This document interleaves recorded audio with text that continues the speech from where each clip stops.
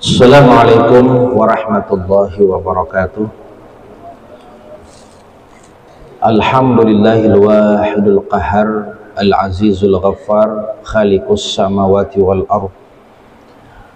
Allahumma shalli wa sallim wa barik ala sayyidina Muhammadinil mukhtar wa ala alihi wa ashabihi wa man tabi'a huda ila yaumil mahsyar, amma ba'd.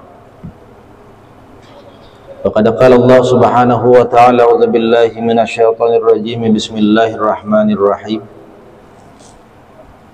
Afaman yakhluqu kaman la yakhluq, afala tadhakkaru, wa in ta'uddu ni'matallahi la tuhsuha, innallaha laghafurur rahim. Shadaqallahul azim. Jamaah rahimakumullah, kita awali dengan terlebih dahulu mengucapkan syukur kita hanya kepada Allah Subhanahu wa ta'ala atas segala rahmat, nikmat, barokah dan karunia yang Allah berikan kepada kita. Salawat dan salam senantiasa tidak lupa kita haturkan untuk baginda kita Nabi besar Muhammad sallallahu alaihi wa alihi wasallam. Pada kesempatan di subuh yang penuh barakah ini, kita melanjutkan pengajian tafsir Al-Quran masuk pada ayat yang ke-16 dan ke-17 surah An-Nahl, surah yang ke-16 yang kita bacakan, yang terjemahnya kurang lebih a'udzubillahi minasyaitonir rajim, bismillahirrahmanirrahim. Afaman yakhluqu kaman la yakhluq, apakah sama Allah yang menciptakan dengan yang tidak menciptakan? Afala tadhakkaru, tidakkah kau ingat, tidakkah kau paham, tidakkah kau mengerti? Wa in ta'uddu ni'matallah,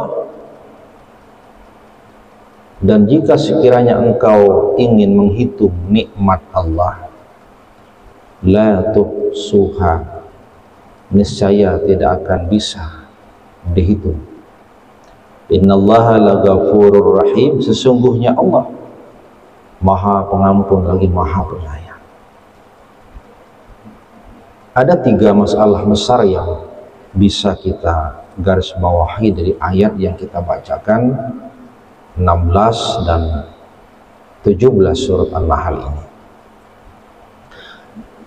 Yang pertama soal ada banyak orang yang menuhankan Tuhan selain Allah. Dari manusia, sejarah ketika Fir'aun misalkan, di mana Quran menyatakan adalah sosok manusia yang mengaku sebagai Tuhan, ana rabbukumul a'la, aku ini adalah Tuhanmu yang paling tinggi. Ini sejarah kemanusiaan yang paling awal ketika ada manusia mengaku sebagai Tuhan yang hebat, yang paling tinggi. Di samping manusia yang menuhankan diri dan dituhankan oleh yang lainnya, ada banyak pula orang yang menuhankan alam semesta. Orang ada yang menuhankan matahari dan bintang. Agama Sabi'in misalkan itu menuhankan bintang gemintang.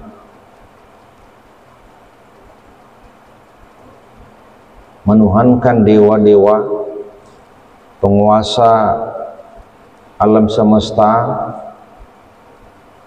Ada pula orang yang menuhankan binatang. Pada zaman Nabi Musa alaihissalam ada kasus di mana salah satu umatnya itu membuat patung berbentuk sapi dari bahan yang terbuat dari emas, dituhankan, disembah. Ada pula orang yang menuhankan lebih parah, lebih hebat, menuhankan hawa nafsu. Ara'aita man ittakhadha ilahahu hawahu. Tidakkah kau lihat ada orang yang menuhankan hawa nafsunya? Ini kelas yang paling tinggi pengakuan akan Tuhan selain Allah. Bagaimana mungkin orang menuhankan hawa nafsu ketika orang memperturutkan apa yang diinginkan oleh hawa nafsu kita? Memperturutkan hawa nafsu sama artinya menuhankan hawa nafsu. Harta benda dicari, diperoleh dengan cara yang banyak, maka orang kemudian menjadi hamba harta. Ketika dia menjadi hamba harta, maka dia menuhankan harta. Hidup ini seakan-akan tidak ada kecuali harta, dan seakan-akan harta yang menyelamatkan. Maka ini yang artinya adalah dia menuhankan hawa nafsu, memperturutkan hawa nafsu, nafsu keserakahan untuk memiliki kesenangan duniawi yang sesaat. Maka ayat ini yang ke-16 ini Allah menyatakan, afaman yakhluq kaman la yakhluq. Samakah Allah yang mencipta dengan yang tidak mencipta? Kalau ada orang yang mengaku diri sebagai Tuhan, menuhankan manusia, ada orang menuhankan alam semesta berupa matahari, bulan, bintang, gemintang, ada orang menuhankan binatang, ada orang menuhankan hawa nafsunya sendiri. Apakah semua itu bisa menciptakan kita? Jawabannya pasti tidak menciptakan. Fir'aun sehebat apapun ngaku sebagai Tuhan, aku Tuhanmu yang paling tinggi. Pertanyaannya, apakah dia bisa menciptakan? Apakah dirinya sendiri dia yang menciptakan atau malah dia yang diciptakan? Maka Allah balik bertanya kepada kita yang ngaku adanya Tuhan selain Allah, samakah Allah yang mencipta dengan yang tidak mencipta? Tentu jawabannya tidak sama. Maka ini sekaligus menjadi alasan penting mengapa sesuatu yang disembah itu disebut dengan Allah. Mengapa sesuatu yang kita sembah itu disebut dengan ilah. Di awal-awal pengajian kita sudah jelaskan bahwa Allah itu disebut dengan Allah itu kan karena 3 hal penting. Karena 2 hal penting. Pertama adalah bahwa Allah itu disembah karena dia yang mencipta. Yang kedua karena dia yang berkuasa, yang kuasanya tidak terbatas. Hanya karena itu kemudian disebut dengan Allah, yang berhak disembah, yang layak patut disembah. Selain itu tidak layak, tidak patut untuk dijadikan sembahan kita. Ketika wujud itu mencipta, maka dialah yang kita sembah. Sepanjang kita tidak mencipta, maka tidak pantas mengaku sebagai yang disembah sebagai Allah. Maka Allah sang pencipta, maka berhak disebut dengan Allah.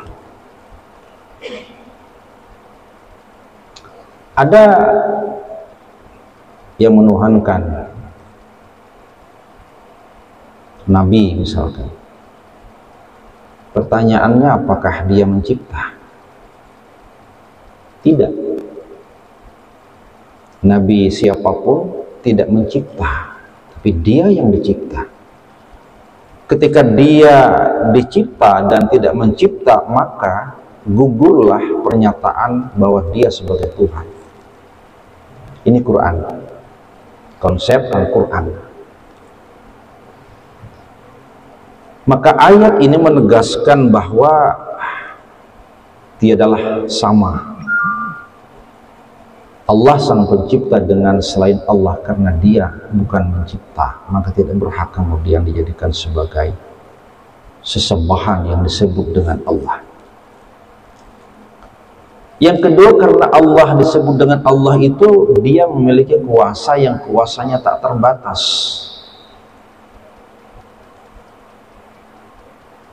Ada manusia yang punya kuasa tapi terbatas. Ada manusia yang punya kemampuan tapi terbatas. Ketika kemampuan kekuasaan itu masih terbatas, siapapun dia tidak pantas, tidak layak disebut sebagai Tuhan, sebagai Allah. Maka Allah yang kita sebut dengan Allah Tuhan kita itu kuasanya tak terbatas. Innallaha ala kulli syai'in qadir. Dia kuasa atas segala sesuatu dan kuasa Allah itu tidak terbatas adanya. Itu yang menyebabkan kenapa Allah itu disebut dengan Allah. Kul innani anallah. Katakan aku ini Allah. Jadi yang menamai dirinya sebagai Allah ialah dirinya sendiri. Mun kita punya nama, ada yang menamai, ada yang mentasmiyahi. Sammaituka bima sammakallahu fil azal fulan bin fulan. Allah menamakan dirinya sendiri. Kul innani anallah. Katakan aku ini Allah. Jadi kalau bukan karena Allah yang menyatakan dirinya sebagai Allah, kita tidak tahu Tuhan kita siapa namanya. Tapi yang penting di balik nama adalah makna bahwa Allah itu yang mencipta, Allah itu yang berkuasa, yang tak terbatas kuasanya. Itu yang penting. Maka pesannya adalah kita tidak pantas, tidak layak untuk mensekutukan Allah. Tidak pantas, tidak layak untuk mensyarikatkan sesuatu sebagai bandingan di samping Allah Subhanahu wa ta'ala. Karena tidak masuk akal, tidak logis, siapapun apapun tidak masuk akal kalau kita anggap sebagai Tuhan, sebagai Allah, sepanjang dia memang tidak punya kemampuan menciptakan. Jadi mun kita beragama, mun kita beriman dengan agama Islam, dengan agama kita, itu kita dituntut untuk iman kita itu harus iman yang cerdas, akal waras, imannya iman yang waras. Karena kita bisa membangun argumen, membangun dalil, membangun logika sehat, pantas, layak memang yang kita tuhankan itu Allah dengan penciptaan dan kuasanya yang terbatas. Ini yang pertama, yang paling penting yang bisa kita ambil dari pernyataan Allah ketika dikatakan apa may yakhluqu kaman la yakhluq. Samakah Allah yang mencipta dengan yang tidak mencipta? Ini pertanyaan pancingan dalam arti tidak sama. Karena tidak sama, apalah tazakkaru? Kenapa kau tidak berpikir? Kalau tahu aja bahwa Allah yang mencipta dengan yang tidak mencipta tidak sama, mengapa masih ada orang yang mensekutukan Allah? Mun tahu aja bahwa tidak logis kemudian menuhankan sesuatu yang tidak punya kemampuan mencipta, mengapa masih disembah yang selain Allah? Tidak waraskah kita? Kalau kita ingin waras, tinggalkan kesyirikan, kemusyrikan kita di hadapan Allah Subhanahu wa ta'ala. Lalu yang kedua, Imam Ar-Razi dalam Tafsir Al-Kabir Mafatihul Ghaib, ayat ini kata beliau menjadi alasan, menjadi petunjuk bahwa manusia itu tidak punya kemampuan menciptakan perbuatan. Pada pengajian kita di beberapa kesempatan lalu sudah kita tegaskan bahwa manusia itu tidak punya kemampuan mencipta perbuatannya sendiri. Manusia tidak kuasa menciptakan perbuatannya sendiri karena perbuatan itu dari Allah, dalam arti daya yang Allah berikan kepada kita, sehingga dengan daya itu kita bisa berbuat, lahirlah perbuatan yang disebut dengan perbuatan manusia, af'alul ibad. Meskipun ada aliran seperti Mu'tazilah yang mengatakan manusia punya kok kuasa mencipta, kuasa berbuat, tapi daya tetap dari Allah. Kalau bukan daya itu dari Allah, mana mungkin manusia bisa berbuat, mana mungkin manusia bisa bergerak. La haula wala quwwata illa billah. Tidak ada daya upaya kecuali daya itu dari Allah Subhanahu wa ta'ala. Apapun alasannya, bahwa apakah perbuatan itu lahir dari perbuatan kita sendiri atau perbuatan itu dari Allah Subhanahu wa ta'ala, tapi dayanya murni dari Allah. Bahwa bentuk gerak perbuatan boleh jadi kita anggap adalah bentuk gerak perbuatan kita, dan karena itu kemudian bentuk gerak perbuatan berimplikasi, berkonsekuensi kepada sanksi.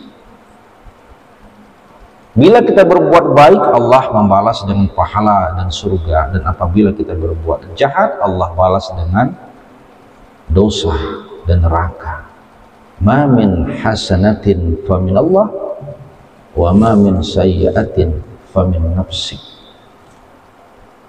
Maka manusia tidak punya kuasa melahirkan perbuatan kecuali dengan kuasa Allah Subhanahu wa ta'ala.